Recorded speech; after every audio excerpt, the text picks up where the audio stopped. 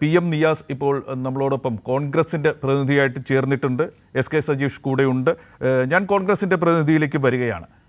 പ്രതിപക്ഷം ഒട്ടേറെ ആവശ്യങ്ങൾ ഉയർത്തുന്ന ഒരു ചേരിയാണ് എപ്പോഴും. ഇപ്പോഴിതാ ഇന്ത്യയിൽ വളരെ വളരെ നിറപ്പകിട്ടുള്ള ചിത്രം അവതരിപ്പിച്ചുകൊണ്ടിരുന്ന അധികാരികൾ തന്നെ സാമ്പത്തികമായി ഇന്ത്യ വളരുകയാണ്. അത് നമ്മൾ പറയുന്നത് പോലെ ഏതാനും വർഷങ്ങൾക്കകം ലോകത്തിലെ ഏറ്റവും വലിയ സമ്പദ്ഘടനയായി മാറും. ഇപ്പോൾ സാമ്പത്തികമായി ഏറ്റവും വളരുന്ന രാഷ്ട്രമാണ് നമ്മുടേത് എന്നൊക്കെ പറഞ്ഞുകൊണ്ടിരിക്കെ തന്നെ ആശങ്കകൾ മുന്നോട്ട് വെച്ചുകൊണ്ട് ഒരു സാമ്പത്തിക സർവേ കഴിഞ്ഞ ദിവസം അവതരിപ്പിച്ചു. ഏത് തരത്തിലുള്ള ബജറ്റായിരിക്കും ഇത് എന്നാണ് താങ്കൾ കരുതുന്നത്? ഏത് തരത്തിലുള്ള ബജറ്റാവണം എന്നാണ് താങ്കൾ ആവശ്യപ്പെടുന്നത് കോൺഗ്രസിൻ്റെ പ്രതിനിധി എന്ന നിലയ്ക്ക്? ഏത് തരത്തിലുള്ള ബജറ്റാവണമെന്നാണ് ഞാൻ ആദ്യമായി പറയാൻ ആഗ്രഹിക്കുന്നത്. നമുക്കെല്ലാവർക്കും അറിയാം, ഇവിടെ ഇന്ത്യയുടെ സമ്പദ് വ്യവസ്ഥ അപകടകരമായ അവസ്ഥയിലേക്ക് മാറിയിരിക്കുന്നുവെന്ന് സാമ്പത്തിക സർവേയിൽ നിന്നും വിശദമായി പരിശോധിക്കും നമുക്ക് മനസ്സിലാക്കാൻ സാധിക്കും. ഇത് ഏറ്റവും പ്രധാനമായി അൺഎംപ്ലോയ്മെന്റ് തന്നെയാണ്. അൺഎംപ്ലോയ്മെന്റ് സർവകാല റെക്കോർഡിലേക്ക് പോയിക്കൊണ്ടിരിക്കുകയാണ്. 52.9% എന്നാണ് കഴിഞ്ഞ ദിവസം ഞാൻ മനസ്സിലാക്കിയിട്ടുള്ളത്. അത്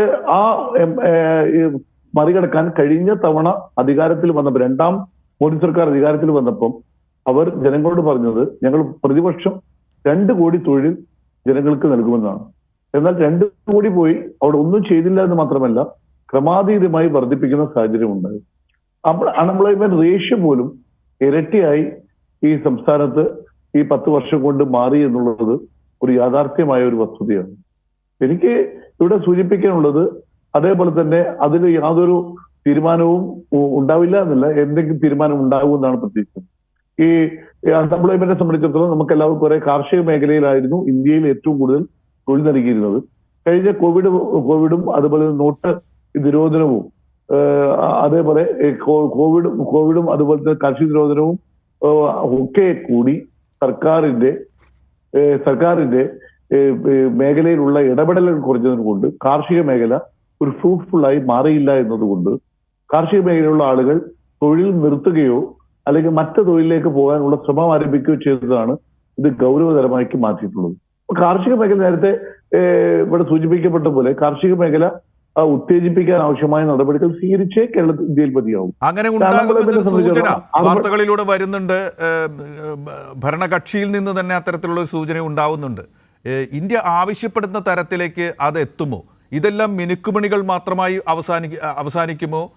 BJP സർക്കാരിൻ്റെ തലയ്ക്ക് മുകളിലുള്ള നയപരമായ ബാധ്യതകൾ, കമ്പോള ഉന്മുഖ നയങ്ങളോട് അവർക്കുള്ള പ്രതിബദ്ധത, അതിനായിരിക്കുമോ മുൻതൂക്കം ഉണ്ടാവുക? അതിൻ്റെ ഫലമായിട്ട് ഈ ബജറ്റ് മിനുക്കുപരികൾ മാത്രമായിട്ട് അവസാനിക്കാനുള്ളൊരു സാധ്യത പ്രതിപക്ഷത്തു നിന്ന് നോക്കുന്ന ഒരു നേതാവ് എന്ന നിലയ്ക്ക് താങ്കൾ ആശങ്കയായി മുന്നിൽ വെക്കുന്നുണ്ടോ? എന്താണ് സംഭവിക്കുക? തീർച്ചയായും ഇത് ഇത്തവണ BJPക്ക് സമ്മർദ്ദങ്ങളുണ്ട്. നേരത്തെ BJPക്ക് RSSും പറയുന്ന പോലെ കാര്യങ്ങൾ ചെയ്യാൻ പറ്റുമായിരുന്നു. ഇപ്പൊ ഘടകകക്ഷി എന്നുള്ള നിലയ്ക്ക് അവരുടെ അഭിപ്രായങ്ങൾ കൂടി അവർക്ക് സ്വരൂപിക്കേണ്ടതായിരുന്നു. എന്തായിരുന്നാലും ഒരു കാര്യം ഉറപ്പുണ്ട്, അവർക്ക് എന്തെങ്കിലും ചെയ്തേ മതിയാവും. 10 വർഷം കൊണ്ട് അവർ വീരവാദം ഉറക്കി ഇന്ത്യയുടെ സ്റ്റാറ്റിസ്റ്റിക്സ് മേഖല എന്ന് പറഞ്ഞാൽ വിവര ശേഖരണ മേഖല പൂർണ്ണമായും അവർ മാനിപ്പുലേറ്റ് ചെയ്ത് ഒരു കള്ള രേഖകൾ ഉണ്ടാക്കി, അല്ലെങ്കിൽ അടിസ്ഥാനരഹിതമായ ചില കാര്യങ്ങൾ രേഖപ്പെടുത്തി കൃത്രിമമായി ജനങ്ങളെ പറ്റിക്കുകയായിരുന്നു. അത് ജനങ്ങൾക്ക് ബോധ്യപ്പെട്ടു എന്നത് ഈ തെരഞ്ഞെടുപ്പിലൂടെ അവർക്ക് ബോധ്യപ്പെട്ടിരിക്കുകയാണ്. ഞാൻ ചോദിക്കുകയാണ്, ഇന്ത്യൻ ഭരണാധികാരികൾ ജനങ്ങൾക്ക് മുമ്പിൽ വെക്കുന്ന ഈ കണക്കുകൾ അമിത അവകാശവാദങ്ങളാണോ, നിറം ചേർത്ത വിവരങ്ങൾ തന്നെയാണോ? അതായത് വലിയ അവകാശവാദങ്ങളാണ് പറയുന്നത്.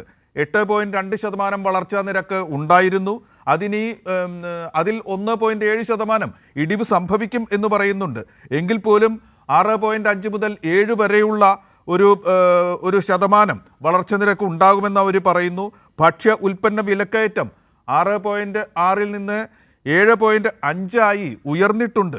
എങ്കിൽ പോലും ആ കാര്യങ്ങളിലൊക്കെ ഭരണകൂടം ഉറച്ചു നിൽക്കുകയാണ്.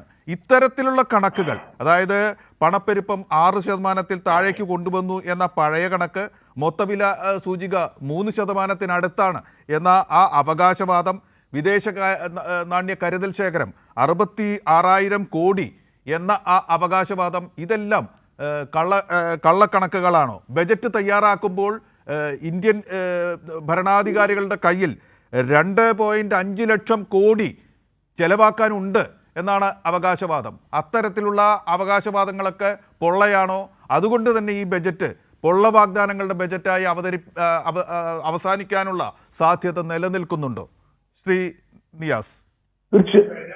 തീർച്ചയായും അങ്ങ് പറഞ്ഞതാണ്, പറഞ്ഞ പോയിന്റിലേക്കാണ് ഞാൻ വരുന്നത്. ഒരു കാര്യം ഉറപ്പാണ്, ഇവിടെ എന്താണ് അവർ കഴിഞ്ഞ തെരഞ്ഞെടുപ്പ് കാലത്ത് നേരത്തെ പറഞ്ഞ ഫെബ്രുവരിയിൽ അവതരിപ്പിച്ച കണക്ക് എന്തായിരുന്നു? ആ കണക്ക് യാഥാർത്ഥ്യവുമായി ഒരു ബന്ധവുമില്ല എന്ന് വോട്ട് ചെയ്ത് ജനങ്ങൾക്ക് ബോധ്യപ്പെട്ടു.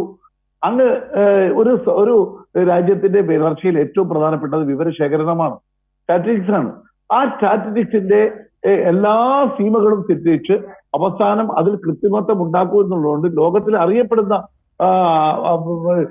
ഈ സ്റ്റാറ്റിസ്റ്റിക്സ് വിദഗ്ധർ പോലും രാജിവെച്ചു പോകുന്ന അവസ്ഥയുണ്ടായി. ഒന്ന് അങ്ങനെയുള്ള ഇപ്പോ ഞാൻ ഒരൊറ്റ കാര്യം പറയാം. നമ്മുടെ പൊള്ളത്തരത്തിന്റെ ഏറ്റവും പ്രധാനപ്പെട്ട കാര്യം ഇന്ത്യയെക്കുറിച്ച് ഇന്ത്യ ഗവൺമെന്റ് പുറത്തെടുക്കുന്ന കണക്കുകളും ഇന്ത്യയെക്കുറിച്ച് ലോകത്ത് അറിയപ്പെടുന്ന സാമ്പത്തിക വിദഗ്ധരും സ്റ്റാറ്റിസ്റ്റിക്സ് വിദഗ്ധരും പുറത്തുവിടുന്ന കണക്കുകളും തമ്മിൽ വലിയ അന്തരമാണ്.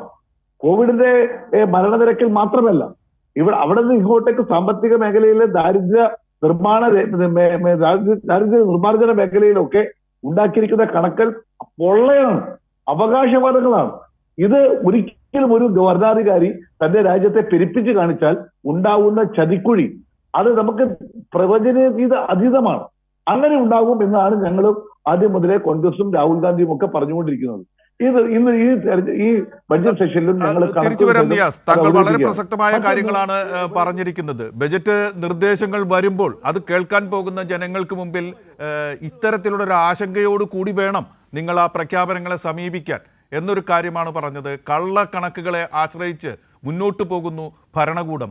അതുകൊണ്ട് തന്നെ അതിൻ്റെ തിരിച്ചടികൾ മറച്ചു വെക്കാനുള്ള പ്രവണതകൾ ബഡ്ജറ്റിൽ ഉണ്ടാകും, കൺകെട്ട് വിദ്യകൾ ഉണ്ടാകും എന്നൊരു മുന്നറിയിപ്പാണ് ഫലത്തിൽ അദ്ദേഹം മുന്നോട്ട് വയ്ക്കുന്നത്. അതനുസരിച്ച് വേണം നമ്മൾ ബജറ്റ് കാണാൻ എന്ന് പറയുന്നു.